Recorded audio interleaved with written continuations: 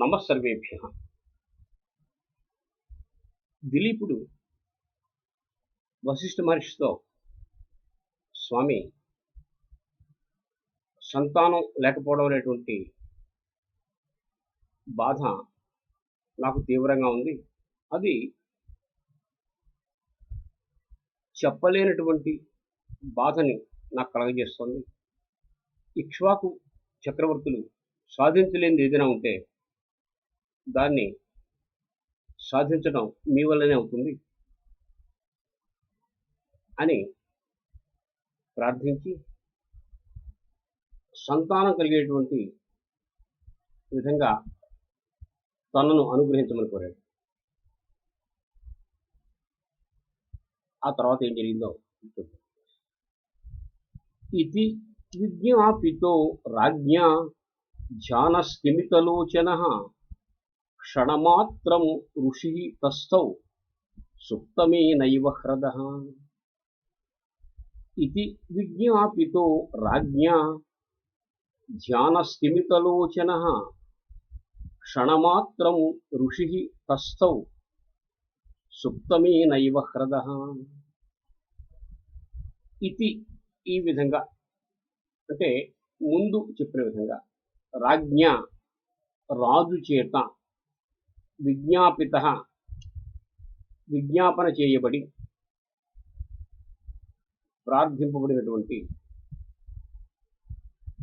ఋషి వశిష్ఠ మహర్షి ధ్యానం అంటే అవిచ్ఛిన్నంగా ఒక విషయం పైన మనసును కేంద్రీకరించడం ధ్యానం అంటాం.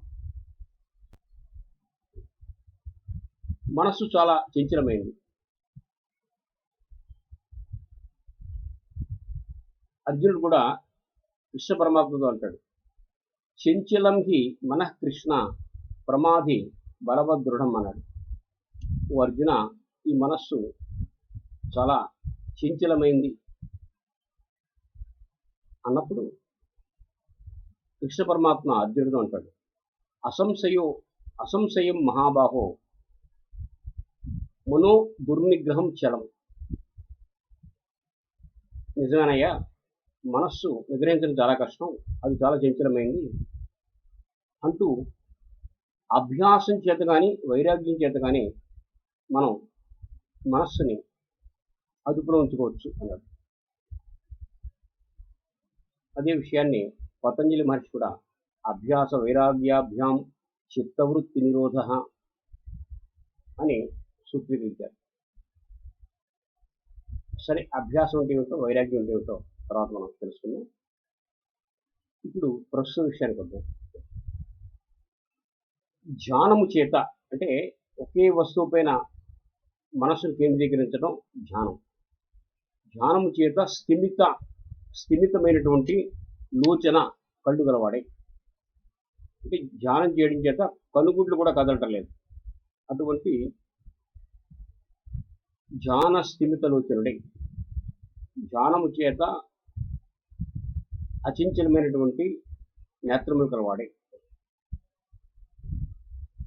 సుప్తమీన నిద్రిస్తున్నటువంటి చేపలు కలిగినటువంటి హ్రద ఇవ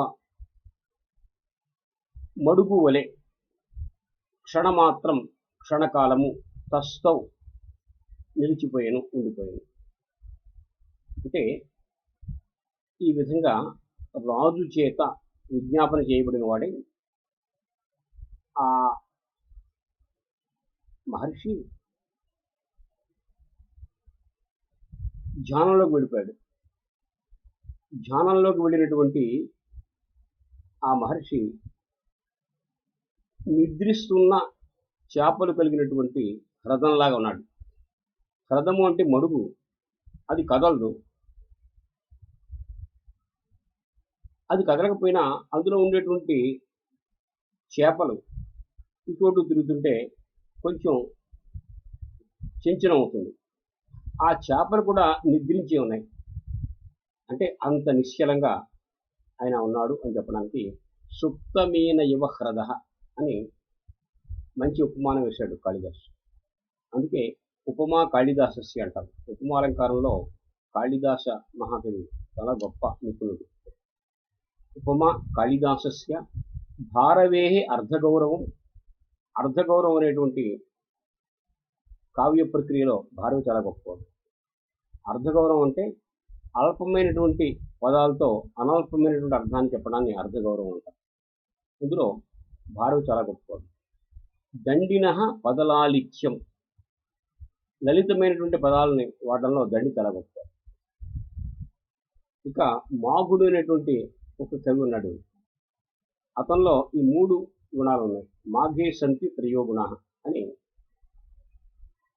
ఒక శ్లోకం మనకి ప్రాచుర్యం పొందింది. ఉపమా కాళిదాసస్య భారవేహే అర్ధగౌరవం దండిన పదలాలిత్యం మాఘే సంతి త్రయో గుణ. ఇక కాళిదాస మహాకవి ఉపమాలంకారాలను ప్రయోగించడంలో ఎంతో నిపుణుడు. ఆయన ఉపమాలంకారాలు ఎలా ఎలా ఉంటాయో ఇంకా ముందు ముందు మనం పరిశీలిద్దాం. ఈ విధంగా రాజు చేత ప్రార్థింపబడినటువంటి, విజ్ఞాపన చేయబడినటువంటి ఆ మహర్షి క్షణకాలం ధ్యాన నిమగ్నుడై ఉన్నాడు. ధ్యాన నిమగ్నుడైనటువంటి ఆ మహర్షి ఎలా ఉన్నాడంటే నిద్రిస్తున్నటువంటి చేపలు కలిగిన మడుగులా ఉన్నాడు. మడుగు అసలు కదలదు. మడుగు కదలకపోయినా చేపలు ఉంటే ఆ చేపల యొక్క కదలిక చేత ఆ మడుగు చెంచనం అవుతుంది. కానీ చేపలు కూడా నిద్రపోతున్నాయి.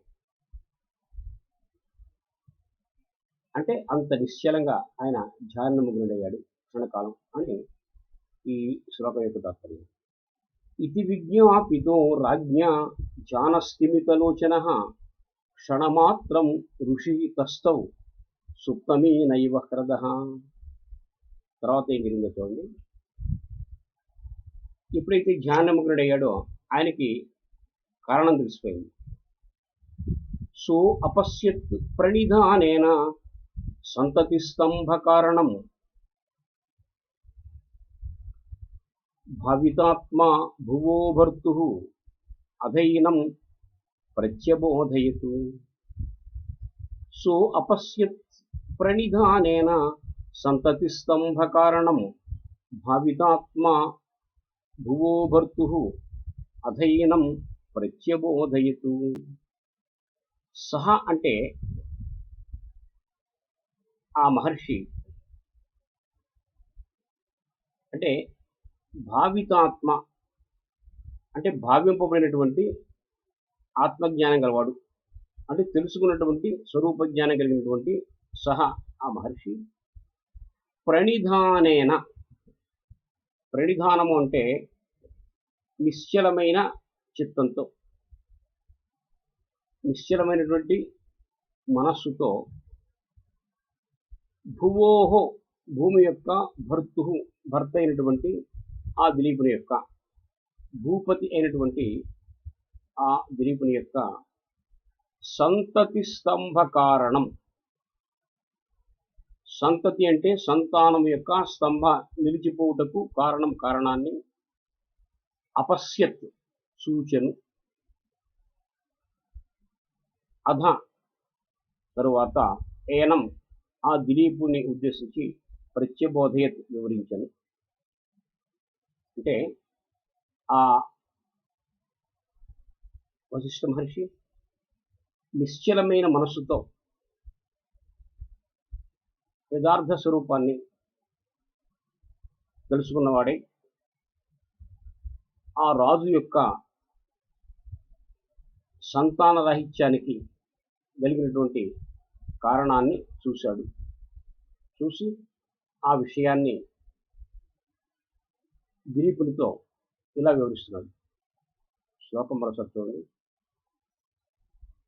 సోపశ్యత్ ప్రణిధానేన సంతతి స్తంభ కారణం భావితాత్మా భువో భర్తు అధైనం ప్రత్యబోధయతు. ఎలా చెప్తున్నాడో చూడండి. ఇంతకీ ఆ కారణం ఏమిటో మనం తెలుసుకుందాం. పురా శక్రం अवस्थाय तवोर्वीं प्रति गच्छतः यास्यतः आसीत् कल्पतरुच्छायाम् आश्रिता सुरभिः पति।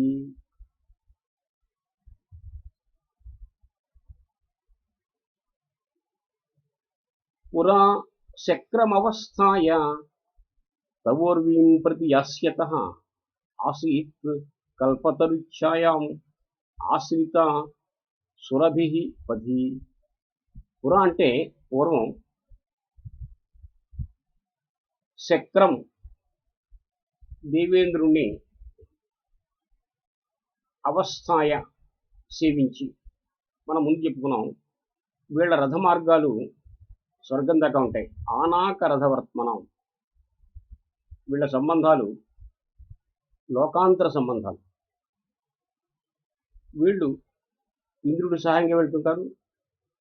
అవసరమైతే ఇంద్రుడు దిలీప్ మహారాజు దగ్గరికి వస్తాడు.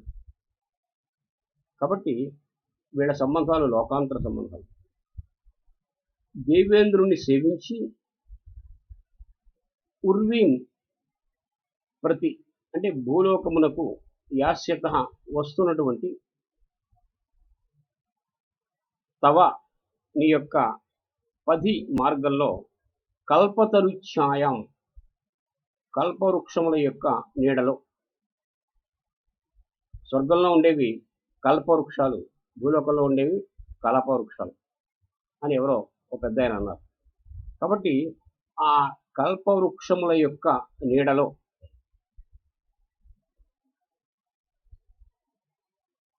ఆశ్రిత ఉన్నది. ఏమిటి? సురభిః. కామధేనువు ఆశ్రిత ఆశ్రయించుకొని ఆసీత్ ఉండను. అంటే ఆ కల్పవృక్షపు నీడలో ఒక కామధేను ఉంది.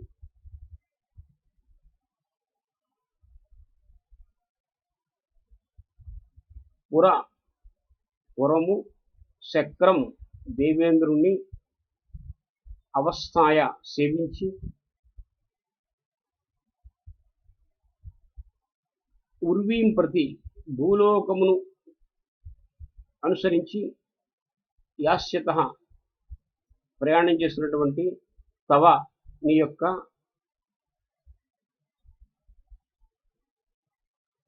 పది మార్గమునందు కల్పతరుఛాయాం కల్ప వృక్షము యొక్క నీడను ఆశ్రయించుకొని సురభిః కామధేనువు ఆసీత్ ఉండెను. నువ్వు దేవేంద్రుని సేవించి భూలోకానికి తిరిగి వస్తున్నప్పుడు నీవు ప్రయాణం చేస్తున్నటువంటి ఆ మార్గంలో కల్ప వృక్ష ఛాయలో కామధేనువు విశ్రాంతి తీసుకుంటుంది. పురా శక్రము అవస్థాయ తవోర్వీం ప్రతి యస్యతః ఆసీత్ కల్పతరుఛాయాం ఆశ్రిత సురభిః పది.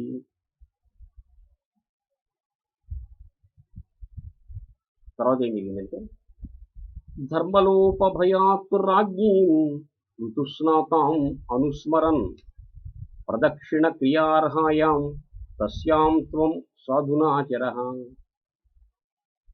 ధర్మలోపభయాత్ రాజ్ఞీం ఋతుస్నాతాం అనుస్మరన్ ప్రదక్షిణ క్రియార్హాయాం తస్యాం త్వం సాధునాచరః.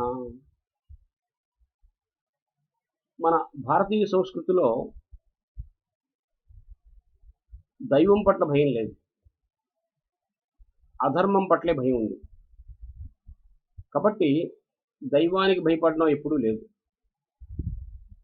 దేనికి భయపడేవారు? ఎక్కడైనా అధర్మం చేస్తామేమో, తప్పు చేస్తామని భయపడుతుంటారు. ఈ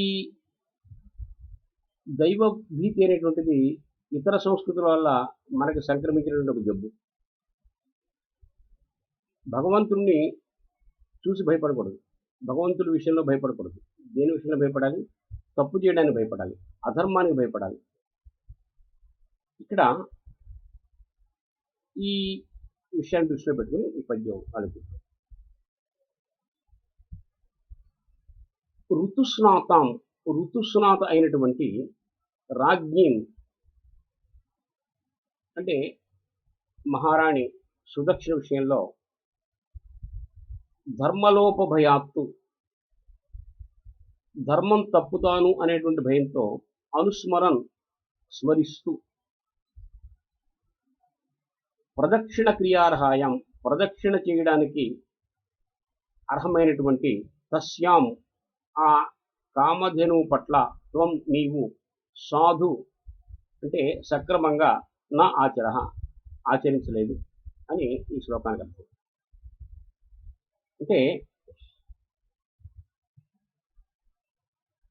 మన సంస్కృతిలో ఒక విషయాన్ని చెప్పారు. ఋతుస్నాతాంతు యో భార్యాం స్వస్థసన్ నాధిగచ్చతి బాలగోఘ్నాపరాధేన యుజ్యతే నాత్ర సంశయ. పరాశర స్మృతి. ఋతుస్నాతాంతు యో భార్యాం ఎవడైతే ఋతుస్నాత అయినటువంటి భార్యను స్వస్థసన్ ఆరోగ్యవంతుడిగా ఉండి నా అధిగచ్చతి సంగమింపడో బాల గోఘ్నాపరాధేన బాలుర్ని గోవుల్ని చంపినటువంటి అపరాధానికి యుజ్యతే అంటే పొందింపబడతాడు. నాత్ర సంశయ ఈ విషయంలో సందేహం లేదు అని పరాశర మహర్షి చెప్పాడు.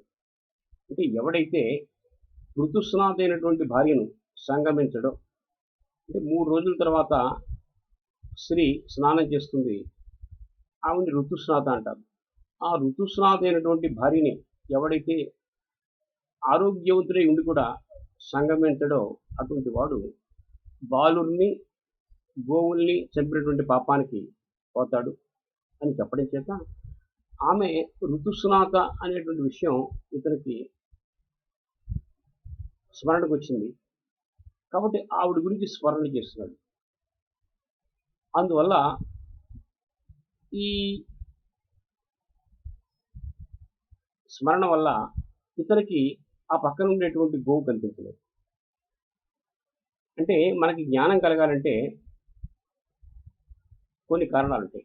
ఆత్మ మనస సంయుజ్యతే మనః ఇంద్రియేణ ఇంద్రియం అర్థేన, ఇది నియమం. ఆత్మ మనస్సుతో కలుస్తుంది, మనస్సు ఇంద్రియాలతో కలుస్తుంది. ఇంద్రియాలు మనం చూసేటువంటి వస్తువు లేకపోతే మనం వినేటువంటి శబ్దం వాటితో కలిగి ఉంటుంది. అప్పుడే మనకి జ్ఞానం కలుగుతుంది. ఈ 4టిలో ఏది లోపించినా మనకి కలగవలసినటువంటి జ్ఞానం కలగదు. ఆత్మ మనస సంయుజ్యతే మనః ఇంద్రియేణ ఇంద్రియం అర్థేన. ఇతను భౌతికంగా అక్కడ ఉన్నాడు కానీ మానసికంగా లేడు. అతని మనస్సు ఎక్కడ ధర్మం తప్పుతానో అనేటువంటి శంకతో తన భార్య చుట్టూ తిరుగుతాడు. తిరగడం చేత మనస్సు ఇక్కడ లేకపోవడంతో తనకి ఈ గోవు కనిపించలేదు. కనిపించకపోయేటప్పటికి ఇతను చూడకుండా వెళ్ళిపోయాడు ముందు. అక్కడ జరిగినటువంటి విషయం అది. కాబట్టి మనస్సు అక్కడ లేకపోవడం చేత అతను ఆ గోవుని గమనించలేకపోయాడు. ఈ విషయాన్ని మరోసారి చూడండి. ఋతుస్నాత అయినటువంటి రాజ్ఞిం రాణిని ధర్మలోపభయాత్తు ధర్మం తప్పుతానేమో అనేటువంటి భయంతో అనుస్మరన్ నువ్వు స్మరిస్తూ ప్రదక్షిణ క్రియార్హాయం ప్రదక్షిణ చేయడానికి అర్హురాలైనటువంటి తస్యాం ఆ గోవు యందు త్వం నీవు సాధు అంటే యోగ్యంగా సరిగా నా ఆచరించలేదు. అంటే నమస్కరించదగినటువంటి ప్రదక్షిణ చేయడానికి యోగ్యమైనటువంటి ఆ గోవుకి నువ్వు ప్రదక్షిణ చేయలేదు. ఇదే దీనికి కారణం అని ఆ మహర్షి వివరించాడు. శ్లోకం మరోసారి చూడండి. ధర్మలోపభయాత్తు రాజ్ఞీం ఋతుస్నాతాం అనుస్మరన్ ప్రదక్షిణ క్రియార్హాయాం తస్యాం త్వం సాధునాచరః. ఎప్పుడైతే అతను నమస్కరించదగినటువంటి ఆ గోవుకి నమస్కరించలేదో అది శపించింది. అది ఏమని చెప్పించిందో అది మనం తర్వాత చూద్దాం. అంతవరకు సెలవు.